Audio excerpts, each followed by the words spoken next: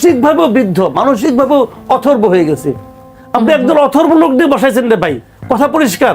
এতে অনেকে মাইন্ড করতে পারেন, শুনতেও খারাপ শোনা যেতে পারে, বাট দিস ইজ রিয়েলিটি। আমরা একদল অথর্বের হাতে পড়ে গেছি, আর কিছু বোঝেও না, আবার মানবই মানাস অনেক কিন্তু খুব করে, মন খারাপ করে। হ্যাঁ, আমাকে এটা বললো, আমি তো জানি, আমার কাছে অনেকে বলে তো ভাই, হ্যাঁ এরকম ভাই বলেন আপনি, ঘটনা সত্য। এদের উপরে ধরতেন, যে ঘটনাটা গুলশানে ঘটলো তো 3 জন লোককে ধরছেন আপনি।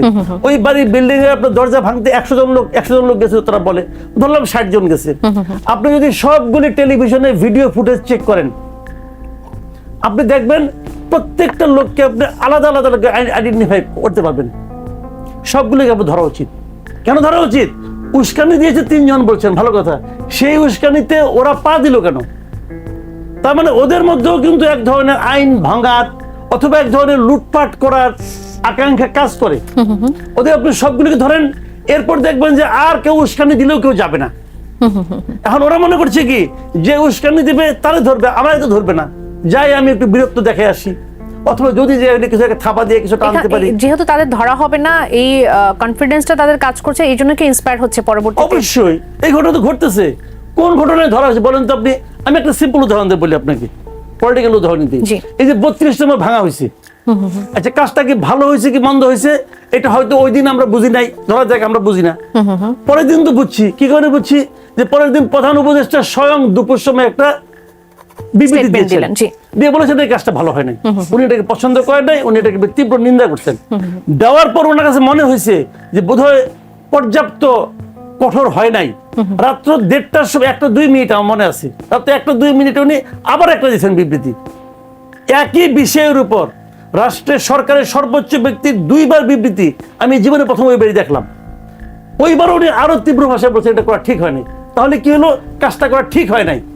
এই বেঠিক কাজটা যারা করলো তাদের ভিতরে আপনি কোনো অ্যাকশন নিছেন? এবং তদন্তের বিষয়টিও কোনো মামলাও হয় নাই। আচ্ছা, মামলা তো হয় না, এটা নিয়ে কোনো। রাষ্ট্র তাহলে কি করলো? রাষ্ট্রের প্রধান মানে সরকারের প্রধান ব্যক্তি বললো কাজটা ঠিক হয় নাই। এই বেঠিক কাজটা যারা করলো, আমাদের সমস্যাটা কি, আমরা তো ইউনূস সাহেবকে ভালোবেসে বলেছি। প্রবলেমটা হলো এই জায়গাটাতে, যাকে আমি ভালোবেসে বলাই তার কিন্তু কোন রকম মানে আপনার সমস্যার চোখে পড়ে না আমাদের। এখন এই দেশের আর তো কোনো উপায় ছিল না, আমরা ইউনূস সাহেবকে ভালোবাসি, স্টিল ভালোবাসি। উনি এক একটা আকাম করেন, আর আমাদের ভালোবাসি একটু একটু করে কমতে কমতে এখনো ওনার দিকে বেশি আছে, এখনো ওনাকে ভালোবাসি আমরা। এখন প্রবলেমটা যেটা হয়েছে যে ইউনূস সাহেব মনে হয় আমার ধারণা জাহাঙ্গীর সাহেবকে ভালোবাসে বলেছে। কাজে আমি আপনি যা কিছুই বলি না কেন, ভালোবাসার জোরে উনি টিকে যাবেন নাকি ইউনূস সাহেব দেখেন না তাও বলতে পারবো না। অথবা ইউনূস সাহেব আরেকটা কথা বলছিলেন কিন্তু, যে আপনারা প্রাণ খুলে আমার সমালোচনা করুন, আমাদের বলছিল না? জি। তখন আমি বুঝি নাই। এখন আমার যেটা মনে হয় উনি কেন বলছেন, উনি বলছেন এই কারণে যে আপনারা প্রাণ খুলে সমালোচনা করেন, আমি কিছু দেখবও না, কিছু শুনবও না, আমি চুপচাপ বসে থাকবো। তো সমালোচনা করলেই কে, না করলে কি? এখন অবস্থা হয়েছে এরকম ওনার, উনি কিছু খবর টবর মনে রাখেন না। যদি রাখতেন, কয়েকদিন আগে দেখলাম উনি বিবিসিকে বলতেছেন যে আইন শৃঙ্খলা অবস্থা তো খারাপ হয় নাই। উনি বলছেন তো এটা যথেষ্ট ভালো আছে, কি বলেন ভাই? যদি খারাপই না হলো, তার 1 সপ্তাহ আগে ওনার স্বরাষ্ট্র উপদেষ্টা রাত 3:30টার সময় প্রেস কনফারেন্স কি কারণে করছে বলেন? তার বাসভবনের দিকে ঘটনা ঘটছে, উনি হয়তো ঘুমাইতে পারেন নাই যে এত কিছু হচ্ছে, আমি কিছু করতে পারছি না কেন। ঠিক আছে, আরো অনেক লোকের ঘুম থেকে জায়গাটাকে নিয়ে এসে উনি বলছেন, তাহলে ওটা তো খারাপের একটা নমুনা। এই নমুনা ওনার চোখে পড়ে নাই, উনি নির্দ্বিধায় হাসি মুখে বলতেছেন, না কোনো চেঞ্জ হয় নাই। আবার বলে আগের মতোই আছে। যদি আগের মতোই থাকে তাহলে ওটা আমি সরাইলাম কেন? আমি তো ভালোর জন্য সরাইছি রে ভাই। একদম। আর একটু বিষয় নিয়ে যদি একটু কথা বলি, যে ওয়াজ মাহফিলের যে বিষয়টি, সেখানে নারীদেরকে টার্গেট করে বারবার কথা বলে, এই বিষয়টি কিন্তু শুধু একজন দর্শক করেছেন তা না। আমরা যদি বাইরেও একটু কান পাতি, সোশ্যাল মিডিয়াতেও দেখি যে সেখানে দেখছি যে নারীদেরকে আসলেই বারবার টার্গেট করা হচ্ছে, এবং সব থেকে উইক ওয়েপেন কি নারীরা, যাদেরকে সহজে টার্গেট করা যায়, সহজে ব্যবহার করা যায়। আমরা যখন সমতার কথা বলি, নারী স্বাধীনতার কথা বলি, তখন পোশাক থেকে শুরু করে একটা নারী কিভাবে চলবে, কিভাবে সবকিছু কি কারা আসলে নির্ধারণ করে নেবে? এখানে না এই বিষয়টা খুবই ডেলিকেট একটা বিষয়, সেনসিটিভ একটা বিষয়। আমি এই সেনসিটিভ বিষয়টা নিয়ে একটু কথা বলবেন প্লিজ। জিনিসটা হলো কি, যে একজন লোক মাথায় টুপি আছে, আলখাল্লা আছে, আবার অনেকে পাগড়ি আছে, দাড়ি আছে, আরবি বলতে পারে ভালো, উনি কথা বলতেছেন। এখন উনি একটা হুজুর, এখন এই হুজুরটা ঠিক হুজুর নাকি এই হুজুরটা সমস্যা যুক্ত হুজুর, এটা কিন্তু আমি আপনি বুঝবো না, আমি আপনি তো ওই জ্ঞান নাই আমাদের কাছে। আচ্ছা, আবার এই হুজুরা কিন্তু পরস্পরকে কাফেরও বলে। এই যে মিজানুর রহমান আজহারি একজন আছেন, খুব বিখ্যাত, কিন্তু টেলিভিশন খুললে ইউটিউব খুললে ওনাকে পাওয়া যায়। আবার আরেকজন আছেন ডক্টর এনায়েতুল্লাহ আব্বাসী, উনিও খুব বিখ্যাত লোক। আমি দুজনের বক্তব্য খুব মন দিয়ে শুনি, আমার পছন্দ হয়, দুজনে শুনি আর মুগ্ধ হয়ে যাই, কি সুন্দর বলে। কারণ আব্বাস হিসাব বলতেছে যে আজহার হিসাব নাকি কাফের, স্পষ্ট বলছে। এখন আমার কথা হলো কি, ভাই দুইটাই তো সত্য হইতে পারে না, হয় আব্বাসই ঠিক নাহলে আজহারি ঠিক। কারণ আমি যেমন কই, আমি কি আজহারিটা শুনে আমি কি কাফের দ্বারা প্রভাবিত হচ্ছি, নাকি আমি আব্বাস হিসাবে এটা শুনে কাফেরের হাত থেকে মুক্ত থাকতেছি? এখন যে কথাটা আব্বাস হিসাব বলছে, ওই কথাটা যদি আমি মাসুদ কামাল বলতাম, তাহলে এতক্ষণে কি আপনি এখানে বসে আলাপ করতে পারতাম? হয় হাসপাতালে থাকতাম নাহলে কবরে থাকতাম। হিসাবটা খেয়াল করেন আপনি। তো এখন তাহলে এখন কোনটা ঠিক হবে? অথচ রাষ্ট্রের ক্ষমতাও নাই এই দুইজনের কেউ কোনো একজনকে প্রশ্ন করে যে তোমার কথা ঠিক কি মিথ্যা আমাকে বলো। এই রাষ্ট্রের ক্ষমতা নাই, এটা নাই কেন? তাহলে আমার অথরিটিটা কে? আমি কার কথা শুনবো, আমি কার কথা মানবো? রাষ্ট্র কেন দুইটা পরস্পর বিরোধী বক্তব্যকে সমান তালে চলতে দিচ্ছে? আমাকে দিবে? আপনি শুরুতে যেমন বলেন ডেলিকেট, আসলে এই বিষয়টা এতটা সেনসিটিভ, আমি এটা শেষ করি। আমি মনে করি রাষ্ট্রের উচিত, একটা ইসলামিক ফাউন্ডেশন আছে না, এর কামটা কি? বই বেচা? তারা তো বই বেচে গেলে আর কোনো কাম করে না। আর বাইতুল মুকাররমের পাশে বসে বসে খাওয়া দাওয়া করে, আর মাঝে মাঝে চাঁদ দেখে বছরে 2 বার। এছাড়া কোনো কাজ আছে বলে আমি যাই না। তো ইসলামিক ফাউন্ডেশন আমি মনে করি রাষ্ট্রের সবচেয়ে বড় যারা আলেম আছে তাদেরকে এখানে বসানো উচিত, এবং তারা হবে অথরিটি ইসলাম বিষয়ে, তারা হবে অথরিটি। তারা মাঝে মাঝে ডিবেট করবে। এই এনায়েতুল্লাহ আব্বাসী, মিজানুর রহমান আজহারি দুজনকে নিয়ে তারা আসবে, আইনে এখানে বসবে। প্রয়োজনে আন্তর্জাতিকভাবে স্বীকৃত যারা নাকি আলেম আছে তাদেরকে নিয়ে আসবে, এনে বলবে যে এই বিতর্কের এই হলো সমাধান। ওই সমাধানটা সবাইকে মানতে হবে। এই কাজটা ইসলামিক ফাউন্ডেশনের করা উচিত, এটা রাষ্ট্রের করা উচিত না করে রাষ্ট্র পুরো জাতিকে বিভ্রান্ত করে রাখতেছে। সামান্থা শারমিন, আপনার কাছে আসি। আগামী নির্বাচন আসলে ডিসেম্বর হবে এমনটা আমরা এখন পর্যন্ত আভাস যতটুকু পাচ্ছি, নির্বাচন কমিশনও সেই আভাসই দিচ্ছে। ঐকমত্য কমিশনের কাজও চলছে, সেখানে বলা হচ্ছে যে ঐকমত্য কমিশন সেখানে কাজ করবে সবগুলো দলের ঐকমত্য নিয়ে। তখন আপনারা গণপরিষদ নির্বাচনের জন্য, নাহিদ ইসলাম গতকালের ইফতার মাহফিল তিনি বলেছেন যে গণপরিষদ নির্বাচনের জন্য দরকার হলে তারা রাস্তায় নামবেন। ঐক্যমত্য তাহলে কিভাবে সম্ভব? এখনো কোনো ডিসিশনগুলো ডিসেম্বরের নির্বাচনটাই বা কিভাবে সম্ভব? এরকম নানান প্রশ্ন সামনে আসছে। গণপরিষদ নির্বাচন নিয়ে আপনার কাছ থেকে একটু জানি, কেন আপনারা চাচ্ছেন এই মুহূর্তে গণপরিষদ নির্বাচন? না দেখুন, এখানে গণপরিষদ নির্বাচন আসলে এটা একটা অলরেডি আমরা late, we are already late to claim this.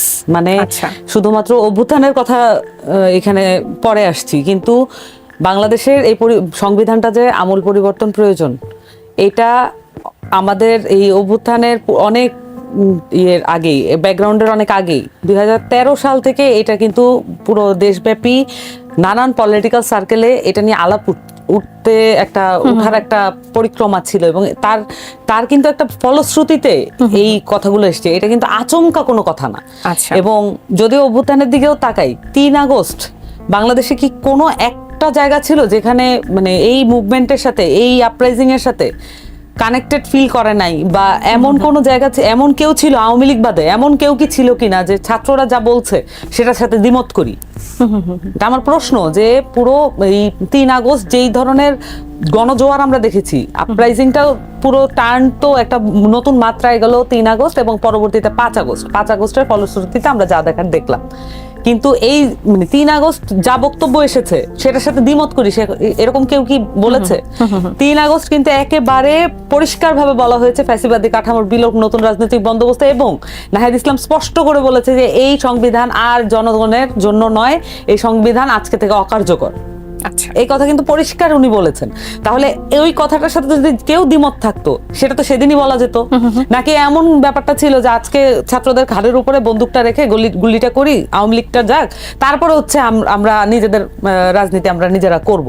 কিন্তু এখন যেটা দাঁড়াচ্ছে, পুরো অভ্যুত্থানের মধ্যে এই ছাত্রদেরকে ব্যবহার করে যদি এই ধরনের একটা রাজনৈতিক কূটকৌশল খেলা হয় এবং এখন এসে মানে গণপরিষদের নির্বাচনের কথাটা মনে হয় যেন আমরা খুবই আকস্মিকভাবে বলছি, ব্যাপারটা এইভাবে আচ্ছা, ঠিক প্রেজেন্ট আছে। করা ঠিক হচ্ছে না। অসংখ্য ধন্যবাদ। আমাদের সামনে শেষ সময় চলেছে। মাসুদ কামাল, যখন আসলে নির্বাচনের সংস্কারের কথা প্রশ্ন আসছে তখন তো এই যে গণপরিষদ নির্বাচন আদায়ের কথা যেটি বলছেন, সম্মিলিতভাবে রাজপথে নেমে হলে সেটি করবে। ডিসেম্বরের নির্বাচন আমাদের প্রধান উপদেষ্টা গার্ডিয়ানকে বলেছেন আসন্ন নির্বাচন হবে কয়েক দশকের ইতিহাসে সবচেয়ে অবাধ সৃষ্ট। এরকম পরিস্থিতিতে আপনার কাছে কি মনে হয়? শুনেন, নতুন যে পার্টি আসছে ওনারা কয়েকটা প্রস্তাব দিয়ে আসছে, মূলত দুইটা বড় প্রস্তাব। দুটা, একটা হলো গণপরিষদ নির্বাচন করতে হবে এবং নির্বাচন করে তারপরে সংবিধানের পরিবর্তন করতে হবে। আর দ্বিতীয়টা হলো সেকেন্ড রিপাবলিক। আমি সেকেন্ড রিপাবলিক প্রসঙ্গ যখন আসছে না, আমি গণপরিষদ নিয়ে বলি। আমি ওনাদেরকে একটা জায়গায় আমি মানে বলবো ওনারা কাজটা ভুল করছেন, ভুলটা কোথায় সেটা আমি বলি। গণপরিষদ তারা কিভাবে চায়, সেকেন্ড রিপাবলিক বলে তারা কি মিন করে, এটা নিয়ে তাদের ব্যাপক গণসংযোগ করা উচিত ছিল। আচ্ছা, এবং মানুষকে অ্যাওয়ার না করে, মানুষকে এভাবে সচেতন না করে তারা দাবিটাকে সামনে নিয়ে আসছে। যেমন স্টিল আমি এখনো জানি না তারা কি ধরনের গণপরিষদ চাচ্ছে। গণপরিষদ নির্বাচন কি আলাদা করে হবে? গণপরিষদ কি একই ব্যক্তি কি গণপরিষদের সদস্য হবে, জাতীয় সংসদের সদস্য হবে, নাকি দুই ব্যক্তি হবে? এটা কিভাবে হবে, প্রক্রিয়াটা কি, এই বিষয়গুলো কিন্তু তার ক্লিয়ার পরিষ্কার নয়। জি, আমাদের কোনো গণপরিষদের অভিজ্ঞতা নাই, এই দেশে কোনো গণপরিষদের অভিজ্ঞতা নাই। যে যে গণপরিষদটা হয়েছিল 72 সালের, সেই গণপরিষদটা তো আসলে ওটা মৌলানা ভাসানীর সঙ্গে একমত ছিল না। ওটা তো শেখ মুজিব গাইড করে বানাই দিচ্ছে যে প্রাদেশিক পরিষদ এবং জাতীয় পরিষদ যারা যারা নির্বাচিত হয়েছিল তোমরা সবাই গণপরিষদের মেম্বার। কোন আইনে কি সমাচার কেউ জানে না, সে করলো হইলো। তো এরকম ছিল তখন। তো আমাদের কোনো অভিজ্ঞতা নাই। আপনারা কোন ফরম্যাটে চান এটা মানুষকে ইনফর্ম করা, মানুষকে অ্যাওয়ার করা উচিত ছিল। উচিত করে মানুষকে মানে এটা জানিয়ে তারপর দাবিটা নিয়ে আসা হচ্ছিল। আরেকটা জিনিস হলো নির্বাচনটা, একেবারে শেষ সময়, আধা মিনিট শেষ করছি। নির্বাচন যেটা হবে সেটা ডিসেম্বর হবে কিনা এখনো শিওর না। যদি এই সমস্ত দাবি নিয়ে ওনাদের আন্দোলনটা চলে তা নির্বাচন বিলম্বিত হতে পারে। আর এই সরকারের পক্ষে একটা অবাধ নিরপেক্ষ নির্বাচন করা সম্ভব বলে আমি ব্যক্তিগতভাবে মনে করি না। অসংখ্য ধন্যবাদ।